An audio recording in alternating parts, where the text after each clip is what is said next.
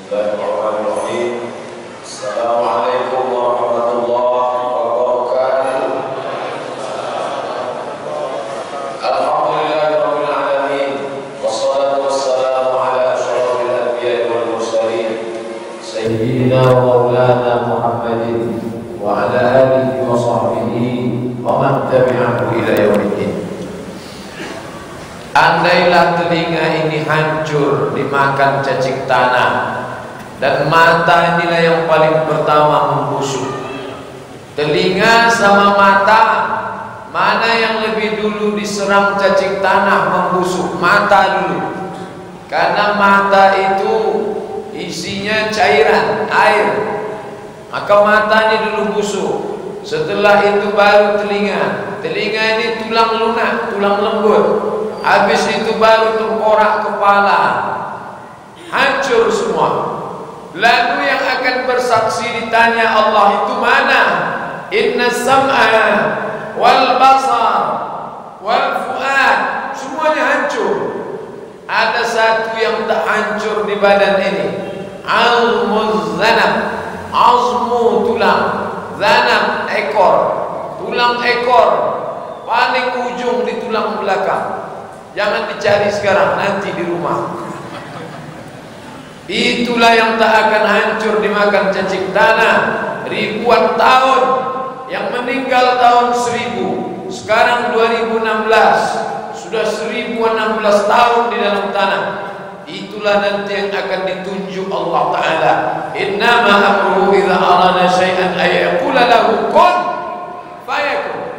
Dulu datuk nenek moyang kita, kalau ditanya, yakin suara akan ditampakkan? Ya, yakin. Apa yakin semua yang ditengok mata ini akan ditunjukkan Allah? Ya, yakin. Kalau ditanya kepada mereka, kenapa yakin?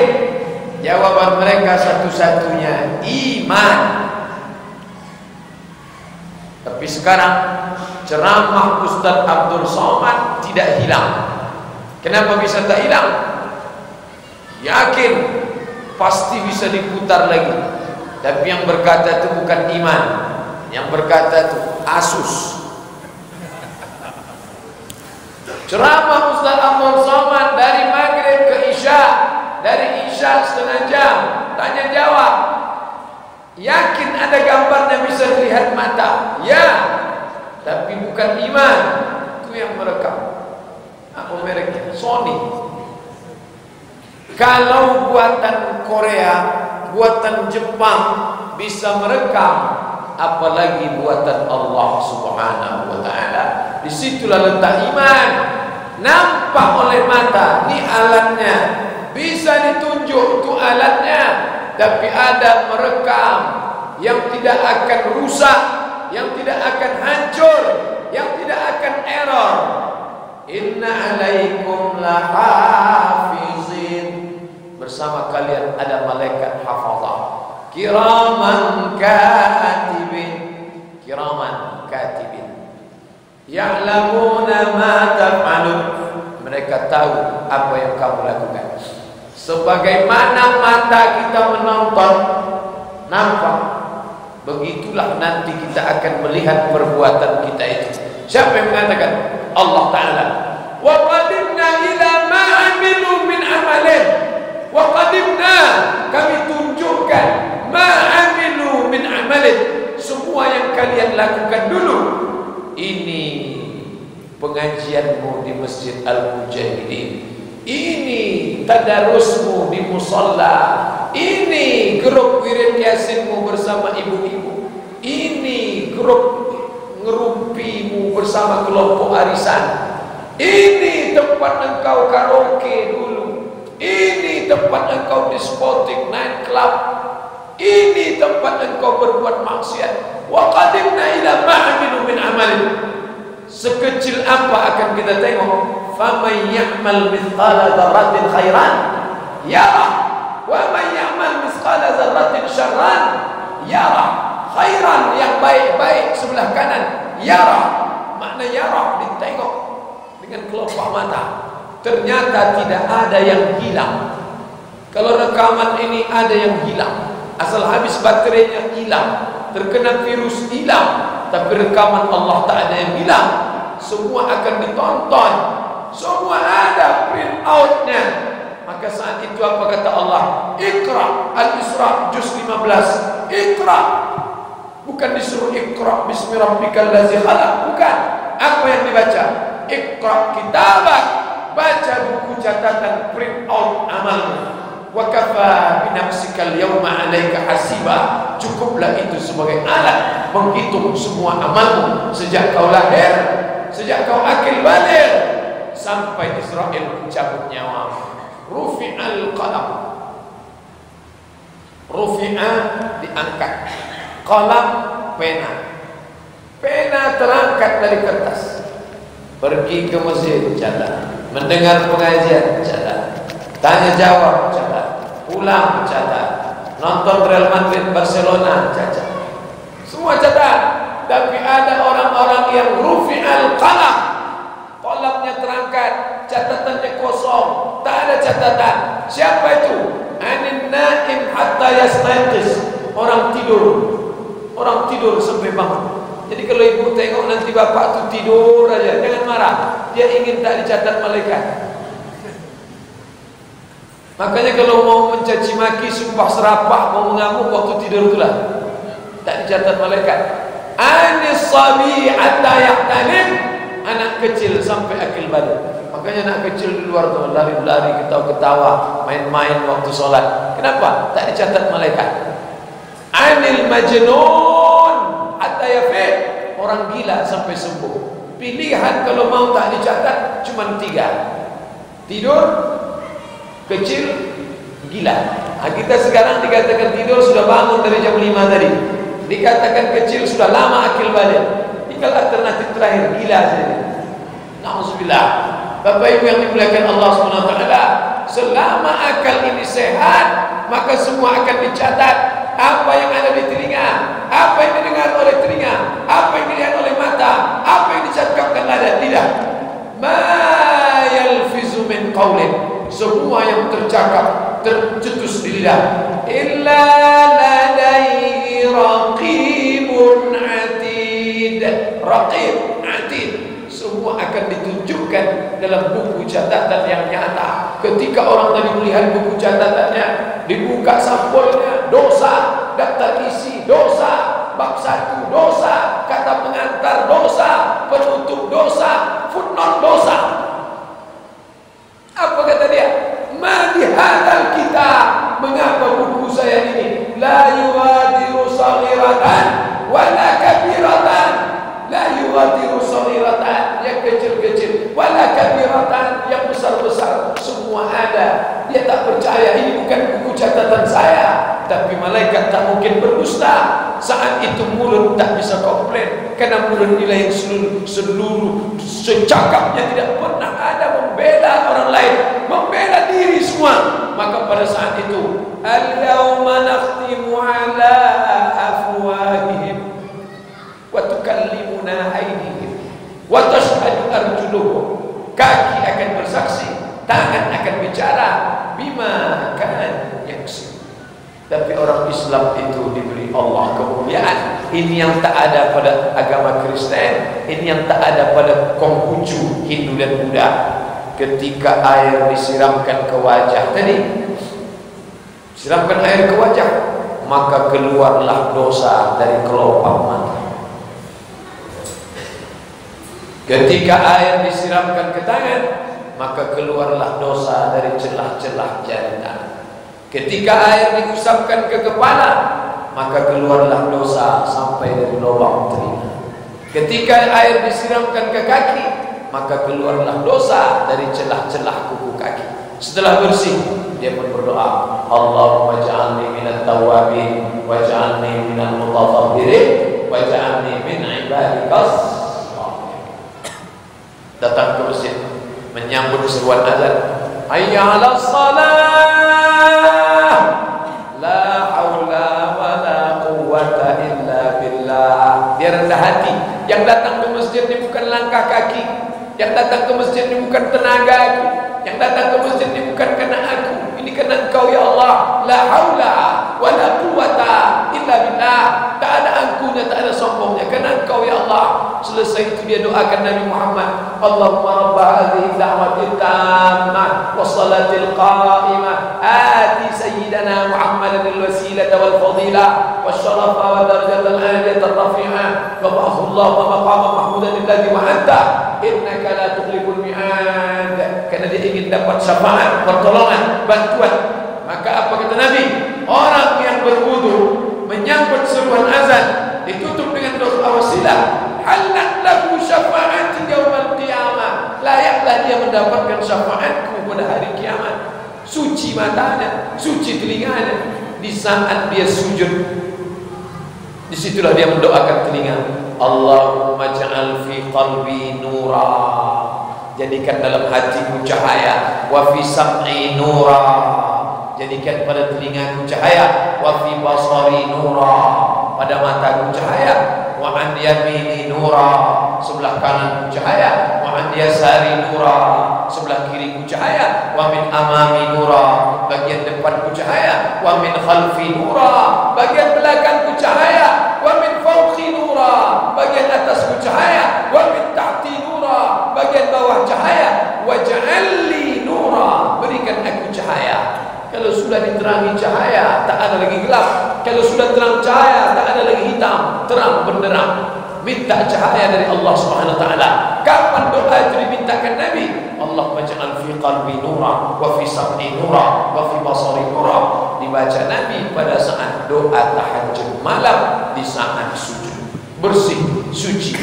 Kalau sudah bersih, jangan dikotori. Jangan merasa bersih lalu buat kotor. Ini beda. Udah bersih, kotori lagi. Kalau sudah bersih, jaga. Mau pergi ke masjid, mukenanya putih bersih, bajunya bersih. Pas mau berangkat, minum kopi, tumpah setetes, bisa makin lebar. Diambil tisu, makin berserak. Disiram air, makin banyak. Malu datang. Kalau baju putih saja kena kopi yang bukan najis, malu datang menghadap orang. Ustaz Abdul Somad tidak pede ceramah karena bajunya kotor padahal bukan najis, menghadapi orang. Bagaimana mau menghadap Allah? Allahumma ja'alni minat tawabin waj'alni minal mutatahhirin waj'alni min ibadika salihin. Bersih badan sudah, bersih pakaian sudah, bersih tempat sudah, bersih telinga, bersih mata, bersih mulut, bersih otak, bersih hati, barulah menghadap Allah. Allahu Akbar. Inna salati wa nusuki wa mahyaya wa mamati lillah. Orang yang kotor tak diterima. Mau pergi jumpa PLT pakai sepatu kotor, tak dikasih security masuk menghadap. Bagaimana menghadap Allah dengan hati yang kotor, dengan telinga yang kotor, dengan mata yang kotor? Maka orang yang mukmin, muslim, suci. Makanya disebut waj'alni minal mutatahhirin. Jadikan aku orang yang suci. Bersih belum tentu suci. Suci pasti sudah bersih. Orang beriman itu suci, bersih. Orang Kristen bersih, tapi belum tentu suci. Bajunya bersih, dicuci di laundry. Jasnya bersih. Di mana dicuci? Di laundry. Tapi dia bernajis, kotor, tak pernah mandi wajib, tak pernah cebok, pakai tisu saja. Dalam Islam diajarkan istinja. Dalam Islam diajarkan nawaitu raf'al hadasil akbari an jami'il badani fardu anayya lillahi ta'ala. Aku berniat menggugurkan semua hadas besar dari ujung rambut sampai ujung kaki, wajib bagiku karena Allah SWT bersih. Maka menghadap Allah Subhanahu wa ta'ala. Kalau menghadap di saat sholat bersih, menghadap di saat mati dibersihkan orang lain. Datang orang memandikan kita, disiramkannya pakai air bidara, habis itu air bersih disiramnya pakai kapur barus, lalu kemudian dengan kain putih yang bersih. Selesai itu disolatkannya, Allahumma ighfir lahu warhamhu wa'afihi wa'fu anhu wa naqqihi minal khataaya, sucikan dia dari dosa, kama yunaqqa thawbul abyadu minan danas, sebagaimana kain yang putih bersih suci dari segala macam kotoran, noda dan yang mengotorinya, menghadap Allah SWT dalam keadaan suci. Maka betapa indahnya orang Islam, matinya kapan? Dalam keadaan sujud terakhir di belakang makam Ibrahim selesai tawaf sunat. Masya Allah. Di mana meninggalnya? Di dalam Masjidil Haram. Di mananya? Di belakang makam Ibrahim. Ketika sedang apa? Di saat sujud terakhir, disitulah dia sedang pakai ihram di Masjidil Haram, di tanah haram, meninggal dalam keadaan suci bersih. Betapa nikmat husnul khatimah. Si Fulan meninggal di mana? Di lokalisasi setelah minum Viagra, mati. Umur 70, nafsu besar, tenaga kurang, dimakan tuh Viagra, jantung tak kuat, sama kap 70 diisi minyak pesawat, meletup, mati. Mati dalam keadaan su'ul khatimah. La yazni zani hina yazni wa huwa mu'min. Ketika orang berzina, maka saat itu imannya sedang di luar. Ini iman, ini jasadnya. Imannya sedang berada di luar. Hina taba, ketika dia bertobat, ada tobatnya, ada imannya balik. Makanya dari kita sebelum salat, astagfirullah, qul a'udzu birabbin nas, malikin nas, ilahin nas, min syarril waswasil khannas. Setelah salat, assalamualaikum warahmatullah, assalamualaikum warahmatullah, astaghfirullahalazim, astaghfirullahalazim, astaghfirullahalazim. Imam membaca kuat, telinga kita mendengar, mulut kita mengucap. Itu yang terdengar telinga, itu yang dibawa mati, itu yang terngiang-ngiang sebelum tidur, itu yang terdengar sebelum tidur, itu yang dibawa mengigau malam. Astaghfirullahaladzim, astaghfirullah rabbal baraya, astaghfirullah minal khataya.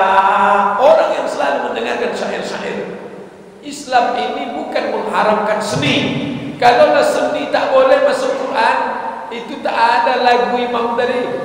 Tadi Pak Imam maju Pak Ustaz, leher kita sama Pak Imam, tapi kalau suara imam keluar macam seruling, kalau saya macam kambing ditarik nanti. Dengar, Bismillahirrahmanirrahim. Kalau tak boleh ada lagu masuk, tak mungkin begitu bacanya. Bismillahirrahmanirrahim, alhamdulillahirabbil alamin. Ada seni dalam Islam. Solawat disenikan, solawat dinyanyikan. Allahumma salli ala sayyidina Muhammad wa ala Muhammad, Allahumma salli ala sayyidina Muhammad wa ala Muhammad, Allahumma salli ala sayyidina Muhammad wa ala Muhammad. Tapi tak semua orang bisa begini. Anak-anak muda yang punya seni, dia mau sedih. Salatullah, salamullah, kata lagu Jawa. Macam-macam bentuknya. Sallallahu ala Muhammad, sallallahu alaihi wasallam. Masuknya syair, intonasi, naik tinggi suara, itu nilai seni. Kalau mata perlu melihat seni, maka telinga pun mendengar seni. Seni tak haram. Kalau dibunuh seni ini, orang akan mengalihkan ke seni yang lain. Makanya dalam Islam itu diajarkan, apa kata Allah? Walaqad zayyana sama'ad dunya, kami hiasi langit dengan apa dihiasi Allah?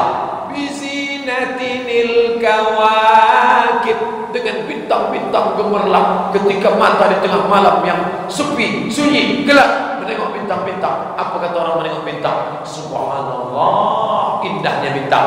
Kalau mata perlu hiasan, maka telinga juga perlu hiasan. Jadi jangan sampai cerita kita malam ini mensucikan telinga, mensucikan mata, lalu mengharamkan seni. Tidak. Seni yang haram itu adalah kalau dia membawa kepada zina, pandangan-pandangan membawa kepada maksiat, lagu-lagu yang membawa kepada perbuatan dosa, mengajak orang untuk menganiaya, mengajak orang untuk berbuat baik. Tapi kalau berbuat baik, ada jiwa-jiwa yang tenang ketika dia dengarkan bacaan Quran. Masya Allah, subhanallah, Rabbana ma khalaqta hadza batila, tidaklah yang kau ciptakan ini sia-sia ya Allah, faqina adzabannar. Itu juga yang kita ketika melihat ini, oh cantiknya, inna fi khalqis samawati wal ardi wa ikhtilafil laili wan nahar wasari'u ila maghfiratin min rabbikum wa jannatin 'arduha as-samawati wal ardi wa minal laili fatahajjad bihi nafilatan laka asa ayyab'atsaka rabbuka maqaman mahmuda. Ketika melihat itu, kenapa bentuk tangannya sama, jarinya 5, jempolnya besar, kelingkingnya kecil, tapi yang satu digoreskan menjadi keindahan, subhanallah, masya Allah. Yang satu begitu digoreskan macam cacing ayam, cakar ayam. Apa maknanya? Disitulah letak kelebihan yang diberikan Allah. Dari leher keluar suara yang lembut, dinikmati telinga. Dari kanan nampak tulisan yang indah, dinikmati oleh mata. Ini semua karya seni. Selama tidak dalam bentuk binatang bernyawa, selama tidak mengajak kepada perbuatan maksiat, dia tidak mengotori telinga. Maka jangan yang sudah bersih ini kita kotori. Oh, kalau begitu TV kita haram Pak Ustaz. Tak semua. Di situ ada baca Quran, di situ ada berita Islami, di situ ada cerita ceramah, pengajian. Dengarkan, aneh kan? Anak-anak kita kontrol. Oh, kalau begitu internetnya haram Pak Ustaz. Di internet ada pengajian, di internet ada website Islami, di internet ada tanya jawab Islam. Catat, yang tak paham, fas'alu ahla dzikri. Tanya, in kuntum la ta'lamun. Terjerumus dalam dosa, bertaubat. Ma min muslimin yuznibu dzamban. Ada orang yang silap, khilaf, salah, berbuat dosa. Summa yatatahhar, mandi taubat. Summa yastaghfirullah, summa yusalli rak'ataini, salat sunat taubat 2 rakaat. Summa yastaghfirullah, kemudian diminta ampun kepada Allah. Allahumma anta rabbi, la ilaha illa anta khalaqtani, wa ana 'abduka wa ana 'ala ahdika wa wa'dika mastata'tu. A'udzu bika min syarri ma sana'tu, abu'u laka bi ni'matika 'alayya wa abu'u bi dhanbi faghfir li, fa innahu la yaghfiru dzunuba illa anta. Sayyidul istighfar dibaca habis maghrib sekali, habis subuh sekali. Dibaca habis subuh, tidak ada penghalang antara dia dengan surga kecuali mati. Dibaca habis maghrib, tidak ada penghalang antara dia dengan surga kecuali mati. Inilah tugas kita menjaga, jaga telinga, jaga mata, jaga mulut, jaga hati, jaga otak. Selamat ini, selamat menghadap Allah Subhanahu wa taala. Berapa lama kita menjaga ini Pak Ustaz? Selama hayat dikandung badan. Saya rasanya muak lah udah menjaga mata ini Pak Ustaz. Nah, keluarkanlah hayat dikandung badan. InsyaAllah berhenti menjaga. Jenazah-jenazah itu terbujur kaku, berhenti dah. Bersyukurlah dia. Makanya kalau ada yang sudah muak menjaga, tak tahan saya lagi menjaga yang 4 nih Pak Ustaz. 1, 2, 3, 4, 5. Capek saya sudah Pak Ustaz. Mintalah mati cepat. Tapi minta mati pun tak boleh. Kenapa? Karena kita tidak disuruh minta mati.